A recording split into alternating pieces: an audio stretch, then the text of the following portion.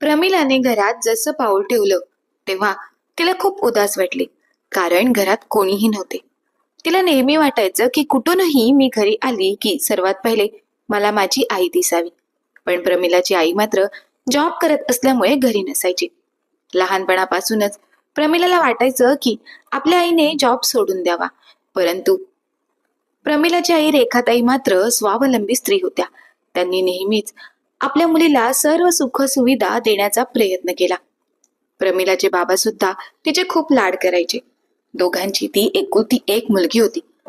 प्रमिला 3 दिवसांनी घरी आली होती. ती मैत्रिणीच्या लग्नासाठी तिच्या गावी गेली होती. तिला वाटलं की आज मी परत येत आहे तर आईने सुट्टी घेतली असेल.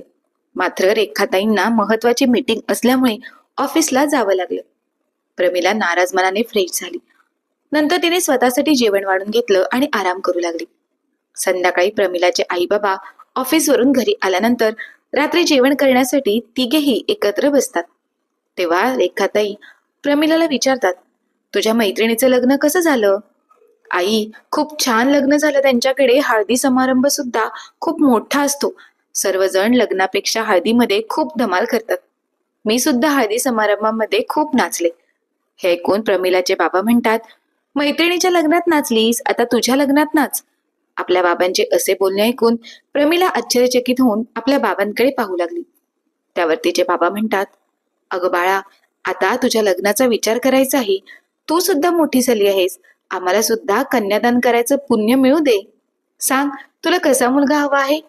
त्यावर प्रमिला म्हणाली, मला अशा घरातील मुलाबरोबर लग्न करायचं आहे ज्या घरातील मुलगा एकत्र कुटुंब पद्धतीत राहणारा असावा.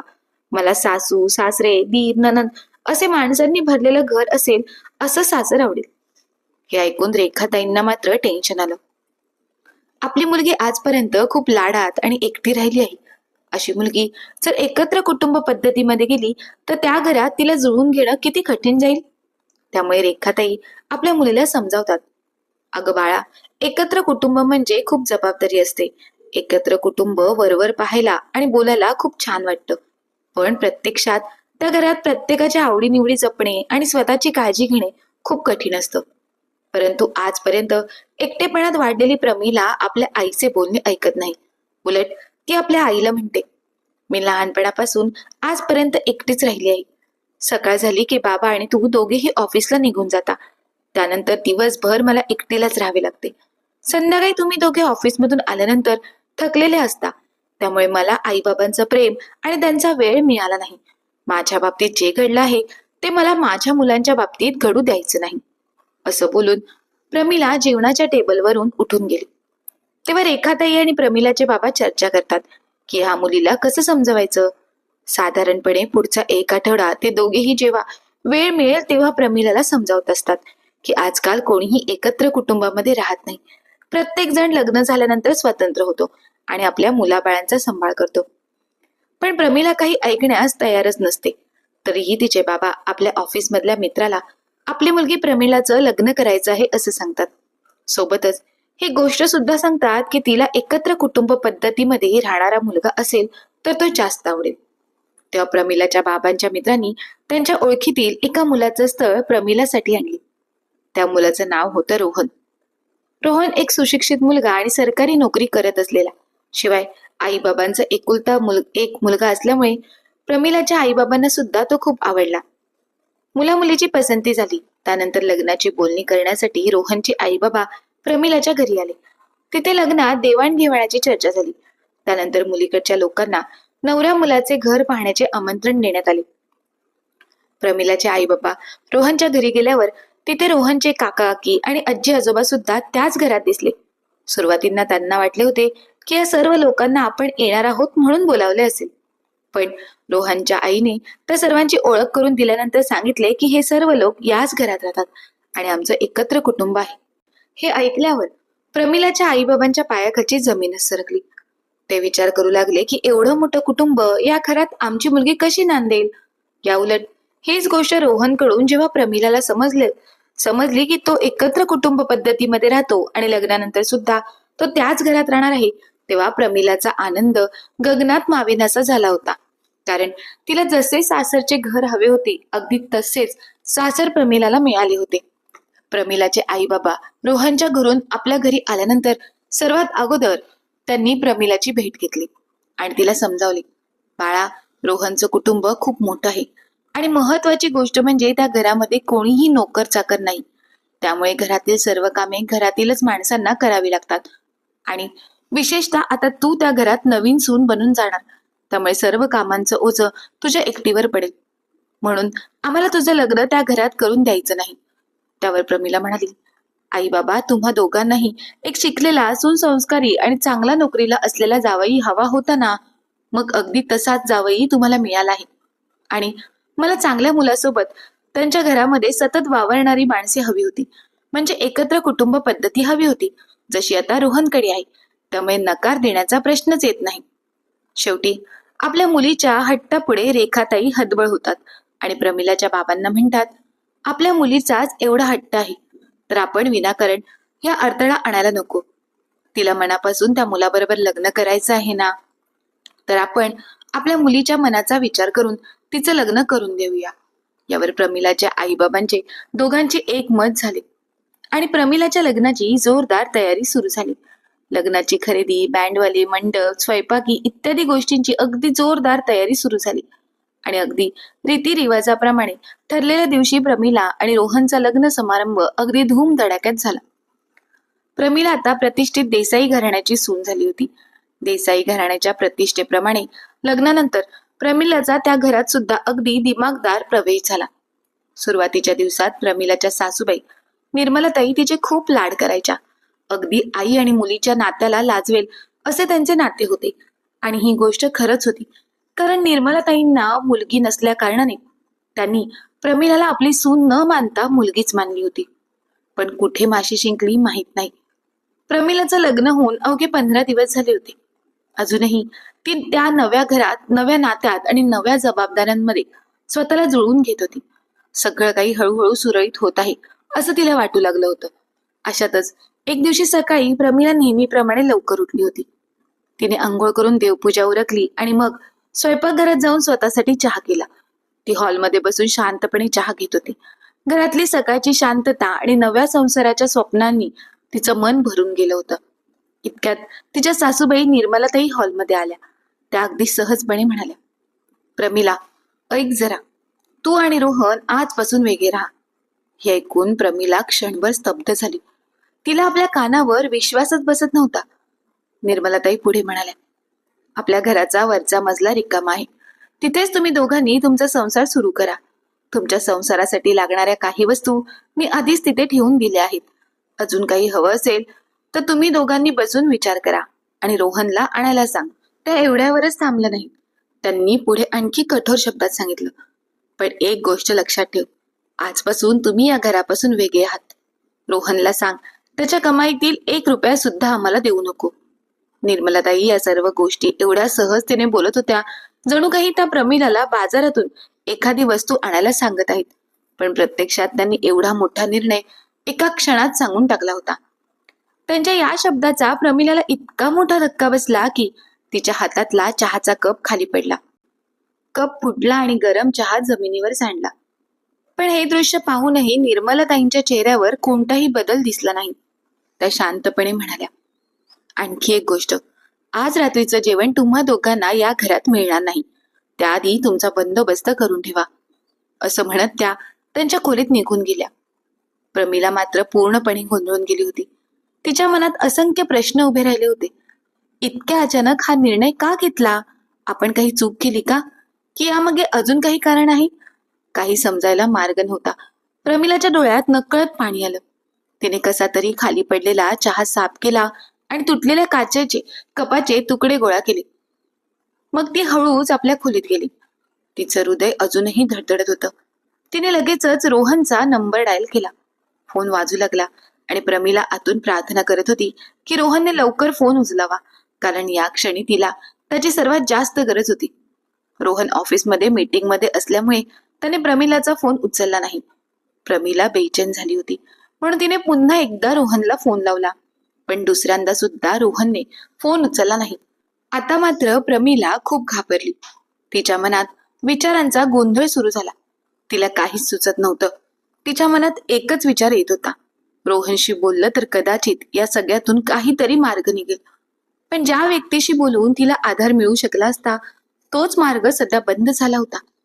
ती खोलीत एकटी बसली होती आणि मनात सतत विचार चालू होते. आता काय करावं, कोणाला सांगावं? क्षणभर तिच्या मनात माहेरची आठवण आली. तिला वाटलं की आईबाबांना फोन करून सगळं सांगावं, पण लगेचच तिने तो विचार मनातून काढून टाकला. तिच्या बाबांना आधीपासूनच बीपीचा त्रास होता. जर तिने ही गोष्ट सांगितली तर त्यांना खूप टेन्शन येईल आणि उगाच त्यांचा बीपी वाढेल, म्हणून प्रमिलाने ठरवलं की ही गोष्ट सध्या तरी माहेरी सांगायची नाही. अशा विचारांच्या गोंधळात जवळजवळ 40 मिनिटे निघून गेली. दरम्यान रोहनची मीटिंग संपली. त्याने मोबाईल हातात घेतला आणि स्क्रीनवर प्रमिलाचे 2 मिस्ड कॉल पाहिले. प्रमिला सहसा ऑफिसच्या वेळेत फोन करत नसे, त्यामुळे रोहनला थोडी काळजी वाटली. त्याने लगेचच प्रमिलाला फोन लावला. फोन वाजताच प्रमिलाने क्षणाचाही विलंब न करता कॉल रिसीव्ह केला. हॅलो प्रमिला, काय झालं? तू 2दा फोन केला होता, रोहनने विचारलं. हे ऐकताच प्रमिलाच्या डोळ्यात पुन्हा पाणी आलं. तिने स्वतःला सावरत सासूबाईंनी जे काही सांगितलं होतं ते सगळं रोहनला एक एक करून सांगितलं. प्रमिलाचं बोलणं ऐकून रोहन काही क्षण गप्पच झाला. सुरुवातीला तर त्याला तिच्या बोलण्यावर विश्वासच बसत नव्हता. तो आश्चर्याने म्हणाला, काय? आईने असं सांगितलं? मला विश्वासच बसत नाही. तेव्हा प्रमिला शांत पण ठाम आवाजात म्हणाली, जर तुम्हाला माझे बोलणे खरे वाटत नसेल तर तुम्ही तुमच्या आईला फोन करून विचारू शकता. हे ऐकल्यावर रोहनला समजलं की प्रमिला खोटं बोलत नाही. तिच्या आवाजातील घाबरलेली भावना त्याला स्पष्ट जाणवत होती. आता मात्र रोहनलाही प्रमिलाच्या बोलण्यावर विश्वास ठेवणं भाग पडलं आणि त्याच्या मनातही अनेक प्रश्न निर्माण झाले. संपूर्ण दिवस रोहनच्या मनात एकच विचार घोळत होता. प्रमिलाने सांगितलेली गोष्ट खरंच असू शकते का? आई असा निर्णय अचानक कसा घेऊ शकते? त्याला काही समजतच नव्हतं. ऑफिसचं काम आटपून रोहन संध्याकाळी घरी आला. घरी येताच त्याने कोणाशीही जास्त बोलणं टाळलं आणि तो थेट आपल्या आईच्या खोलीकडे गेला. दरवाजा उघडून तो आत गेला. निर्मलाताई पलंगावर बसून काहीतरी काम करत होत्या. रोहन समोर उभा राहिला आणि थोडा गंभीर आवाजात म्हणाला, आई, प्रमिला म्हणत होती ते खरं आहे का? रोहनचा प्रश्न ऐकताच निर्मलाताईंनी वर पाहिलं. त्यांच्या चेहऱ्यावर थोडासा राग स्पष्ट दिसत होत्या. त्या थोड्या कठोर आवाजात म्हणाल्या, हो, तुझ्या बायकोने तुला जे सांगितलं आहे ते खरं आहे. रोहन काही बोलणार इतक्यात निर्मलाताईंनी पुन्हा स्पष्ट शब्दात सांगितलं, आजपासून तुम्हा दोघांना वेगळं राहायचं आहे. वरचा मजला रिकामा आहे, तिथे तुमचा संसार सुरू करा. मी निर्णय घेतला आहे. रोहन अजूनही थोडा गोंधळलेला होता. तो शांतपणे म्हणाला, पण आई, एवढा मोठा निर्णय अचानक का? काही चूक झाली आहे का आमच्याकडून? हे ऐकताच निर्मलाताई थोड्या चिडल्या. त्या रोहनकडे पाहत थोड्या कडक आवाजात म्हणाल्या, मी जे ठरवलं आहे ते ठरवलं आहे. त्यामागे काय कारण आहे ते तुला समजून घेण्याची गरज नाही. आजपासून तुम्ही दोघांनी वरच्या मजल्यावर राहायचं आहे आणि हो, तुमच्या कमाईतील 1 रुपया सुद्धा आम्हाला द्यायचा नाही. आपल्या आईच्या या शब्दांनी रोहन पूर्णपणे स्तब्ध झाला. त्याला अजूनही समजत नव्हतं की आई एवढं कठोर का वागत आहे. दरम्यान खोलीच्या बाहेर उभी असलेली प्रमिला हे सगळं ऐकत होती. तिच्या मनात भीती, गोंधळ आणि दुःख सगळं एकत्र दाटून आलं होतं. तिला वाटत होतं की रोहन कदाचित त्याच्या आईला समजावेल आणि सगळं पुन्हा पूर्वीसारखं होईल. पण निर्मलाताईंच्या आवाजातला ठामपणा पाहून आता तिलाही समजायला लागलं होतं की हा निर्णय सहज बदलणारा नाही. रोहनने आईचा निर्णय बदलावा म्हणून खूप प्रयत्न केले. तो पुन्हा पुन्हा निर्मलाताईंच्या जवळ जाऊन त्यांना समजावू लागला, आई, आपण सगळे एकत्र राहूया ना. माझं किंवा प्रमिलाचं काही चुकलं असेल, तुझं मन दुखावलं असेल तर आम्ही माफी मागतो. त्यासाठी वेगळं घर करण्याची गरज नाही, असं रोहन प्रेमाने म्हणत होता. पण निर्मलाताईंचा निर्णय मात्र ठाम होता. त्याने शांत पण कठोर आवाजात रोहनला सांगितलं, रोहन, मी जे ठरवलं आहे ते विचार करूनच ठरवलं आहे. आता तुम्ही दोघांनी वरच्या मजल्यावर राहिलेलंच बरं, त्यामुळे घरात शांतता राहील. आईच्या शब्दातील ठामपणा पाहून रोहन काही क्षण गप्प झाला. त्याला आईच्या मनातील वेदना कळत होती, पण त्याच वेळी कुटुंब वेगळं होण्याची खंतही त्याच्या मनाला टोचत होती. तरीही आईचा निर्णय बदलत नाही हे लक्षात येताच त्याने शेवटी हार मानली. त्याच दिवशी रोहनने वरच्या मजल्यावर आपला छोटासा संसार ताटला. प्रमिलाही मनात अनेक भावना घेऊन त्याच्यासोबत उभी राहिली. नव्या घरात प्रवेश करताना दोघांच्या मनात आनंदापेक्षा खंतच जास्त होती. जरी रोहन आणि प्रमिला वरच्या मजल्यावर स्वतंत्र राहत होते, तरी त्यांच्या मनात बाबा आणि निर्मलाताईंविषयीचं प्रेम अजिबात कमी झालं नव्हतं. रोज सकाळी रोहन खाली येऊन बाबांची चौकशी करत असे, तर प्रमिला वेळ मिळेल तेव्हा निर्मलाताईंना मदत करण्यासाठी खाली येत असे. घर जरी 2 मजल्यांमध्ये विभागलं गेलं होतं, तरी त्या घरातल्या नात्यांची ऊब मात्र अजूनही तशीच कायम होती. पण प्रमिलाच्या सासूबाई निर्मलाताई अशा का वागल्या असतील? त्यांनी आपल्या मुलाला आणि सुनेला का घराबाहेर काढून वेगळं राहायला सांगितलं असेल? त्यामागचा हेतू काय असेल? प्रमिलाच्या सासूबाई निर्मलाताई यांनी आपल्या मुलाला रोहनला आणि सुनेला प्रमिलाला घराबाहेर काढून वरच्या मजल्यावर वेगळं राहायला सांगितलं. हा निर्णय बाहेरून पाहिला तर खूप कठोर आणि अन्यायकारक वाटतो, पण अनेक वेळा अशा निर्णयामागे भावनिक, सामाजिक आणि कुटुंब वाचवण्याचे काही खोल हेतू दडलेले असतात. त्यामागची काही शक्य कारणे असतील, जसे की घरातील भांडण टाळण्यासाठी घेतलेला कठोर निर्णय. कधी कधी मोठ्या कुटुंबात छोट्या छोट्या गोष्टींवरून वाद वाढत जातात. निर्मलाताईंना कदाचित हेच जाणवत असेल की रोहन, प्रमिला आणि घरातील इतर सदस्यांमध्ये मतभेद वाढत चालले आहेत. रोजचे टोमणे, वाद आणि तणाव यामुळे घराचे वातावरण बिघडत होते. अशा वेळी काही आई मुलाला दूर करून भांडण थांबवण्याचा मार्ग निवडतात, पण असे तर काहीच नव्हते. मग निर्मलाताईंनीही कदाचित असा विचार केला असेल की जर रोहन आणि प्रमिला थोडं वेगळे राहिले तर त्यांना एकांत मिळेल आणि त्या दोघांमधील प्रेम वाढेल. नाहीतर सुनेला स्वतःचा संसार उभा करण्याची संधी देणे निर्मलाताईंना कदाचित हेही वाटत असेल की प्रमिला आता घरात नवीन आहे आणि तिला स्वतःच्या पद्धतीने संसार उभा करण्याची संधी मिळायला हवी. मोठ्या घरात अनेक नियम आणि परंपरा असतात, त्यामुळे नव्या सुनेला मोकळेपणाने वागणे कठीण जाते. वेगळं राहिल्यावर रोहन आणि प्रमिला स्वतःचे निर्णय स्वतः घेऊ शकतील, स्वतःचा संसार घडवू शकतील, असा विचारही त्यांनी केला असू शकतो. किंवा आई म्हणून निर्मलाताईंना कदाचित असं वाटत असेल की रोहन अजूनही आईवर खूप अवलंबून आहे. घरात सगळ्या गोष्टी तयार मिळत असल्यामुळे त्याला जबाबदारीची जाणीव होत नाही. म्हणूनच त्यांनी जाणीवपूर्वक त्याला वेगळं राहायला सांगितलं असेल, जेणेकरून रोहनला संसाराची खरी किंमत कळेल, पैशाचे आणि घराचे व्यवस्थापन शिकेल, आपल्या बायकोबद्दलची जबाबदारी अधिक समजेल. खरं तर रोहन आणि प्रमिलाला वेगळं राहायला सांगितल्यावर सुरुवातीला सगळ्यांनाच निर्मलाताईंचा निर्णय खूप कठोर वाटला. अनेकांना वाटलं की सासू सुनेमध्ये काहीतरी वाद झाला असावा किंवा निर्मलाताईंना प्रमिला आवडत नसावी. पण खरं कारण मात्र या सगळ्यांपेक्षा खूप वेगळं होतं. रोहनचं घर मोठं होतं. त्या घरात रोहनचे आई वडील, आजोबा, रोहनचे काकाकी असे सगळे एकत्र राहत होते. बाहेरून पाहिलं तर ते एक मोठं संयुक्त कुटुंब दिसत होतं, पण त्या घरातील जबाबदाऱ्या मात्र सगळ्यांमध्ये सारख्या वाटलेल्या नव्हत्या. घरातील बहुतांश कामे निर्मलाताईच करत असत. सकाळी 5 वाजता उठून त्या सर्वात आधी स्वयंपाकघरात जायच्या आणि रोहनच्या आजोबांसाठी चहा बनवायचा. घरातील सगळ्यांसाठी नाश्ता तयार करायच्या, दुपारच्या जेवणाची तयारी करायची, भांडी, कपडे आणि इतर कामे सांभाळायची. या सगळ्या जबाबदाऱ्या त्यांच्या खांद्यावरच होत्या.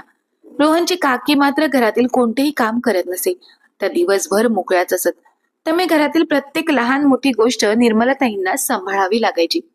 इतकंच नव्हं तर घरातील आर्थिक परिस्थिती ही काहीशी तशीच होती. रोहनचे बाबा सरकारी सेवेतून निवृत्त झाले होते आणि त्यांना पेन्शन मिळत होती. त्या पेन्शन मधूनच घरातील बहुतेक खर्च चालत असे. रोहनचा काका कमावत असला तरी तो घर खर्चासाठी एक पैसा देत नसे. निर्मलाताईंना ही परिस्थिती रोज जवळून दिसत होती. त्या मनोमन विचार करत असत, आज मी आहे म्हणून हे सगळं काम मी करते, पण उद्या जर प्रमिला या घरात राहिली तर हळूहळू ही सगळी कामं तिच्यावर येतील आणि घरात खर्चाचा भार रोहनवर पडू लागेल. मग माझ्या मुलाचा संसार फुलण्याआधीच कोमेजून जाईल. हीच भीती त्यांच्या मनात घर करून बसली होती. म्हणूनच एक दिवस त्यांनी मनावर दगड ठेवून निर्णय घेतला आणि रोहन व प्रमिलाला वरच्या मजल्यावर वेगळं राहायला सांगितलं. बाहेरून पाहणाऱ्यांना तो निर्णय कठोर वाटला, पण त्या निर्णयामागे एका आईचं आपल्या मुलासाठी असलेलं खोल प्रेम आणि काळजी दडलेली होती. काही दिवसांनी प्रमिलाला हळूहळू या निर्णयामागचं खरं कारण समजलं. तेव्हा तिच्या मनात आपल्या सासूबाईंबद्दलचा आदर अनेक पटीने वाढला. एका संध्याकाळी प्रमिलाने ही गोष्ट रोहनला सांगितली. प्रमिलाचं बोलणं ऐकत असताना रोहनच्या डोळ्यात नकळत पाणी आलं. तो शांतपणे प्रमिलाकडे पाहत म्हणाला, अगं प्रमिला, आता मी 30 वर्षाचा झालो आहे, पण ज्या आईच्या गर्भातून मी या जगात आलो ती आई कशी आहे, तिचा स्वभाव कसा आहे मला चांगलं माहित आहे. म्हणूनच तर आईने आपल्याला वेगळं राहायला सांगितलं तेव्हा मला तिचा राग आला नाही. तो थोडा थांबला आणि पुढे म्हणाला, मला फक्त एकाच गोष्टीचं वाईट वाटत होतं. आपण आईजवळ नाही, तिच्या कामात आपण तिची मदत करू शकत नाही, एवढंच. प्रमिला हळूच हसली आणि म्हणाली, हो रोहन, आता मलाही तुझ्या आईचा स्वभाव कळला आहे. त्या मनाने खूप मोठे आहेत. काळ पुढे सरकत गेला. आता रोहनचे आजी आजोबा सुद्धा या जगात राहिले नव्हते. त्यामुळे काही दिवसांनी रोहन आणि प्रमिलाने एक महत्वाचा निर्णय घेतला. त्यांनी ठरवलं की आता आई बाबांना त्या जुन्या घरातील त्रासातून बाहेर काढायचं. मग त्यांनी दुसऱ्या ठिकाणी नवीन घर घेतलं आणि आपल्या आई बाबांना सोबत घेऊन तिथे राहायला गेले. आता पुन्हा एकदा ते सगळं एकत्र कुटुंबात राहू लागले होते. पण यावेळी त्या घरात रोहनचे काका काकी नव्हते. घरात आता शांतता होती, समजूत होती आणि एकमेकांविषयी प्रेम होतं. निर्मलाताईंच्या चेहऱ्यावरही आता समाधानाचं हास्य दिसत होतं, कारण त्यांच्या मनातली एकच इच्छा होती, माझ्या मुलाचा संसार सुखाचा व्हावा. आणि आता त्यांना खात्री होती सोबतच प्रमिलाच्या आई बाबांना सुद्धा आपल्या मुलीचा अभिमान वाटत आहे, कारण त्यांना वेळोवेळी असेच वाटत होते की आपल्या मुलीने एकत्र कुटुंब पद्धतीमध्ये राहू नये. तिला त्या कुटुंबाच्या चालीरीती आणि आवडीनिवडी पूर्ण करता येणार नाहीत. परंतु त्यांचा हा विचार प्रमिलाने खोटा ठरवला होता. असे जरी असले तरी तिच्या आईबाबांना आपल्या मुलीचा हेवाच वाटत आहे. तर मित्र आणि मैत्रिणींनो, निर्मलाताईंनी आपल्या मुलासाठी आणि सुनेसाठी घेतलेला निर्णय, सोबतच मुलाने आणि सुनेने आईबाबांसाठी घेतलेला निर्णय योग्य होता का, याविषयी आपलं काय मत आहे ते कमेंट बॉक्समध्ये कमेंट करून नक्की कळवा. आणि जर तुम्हाला कथा आवडली असेल तर कथेला लाईक शेअर करून चॅनलला मात्र सबस्क्राईब करायला विसरू नका. भेटूया अशा छान छान कथांचं. धन्यवाद.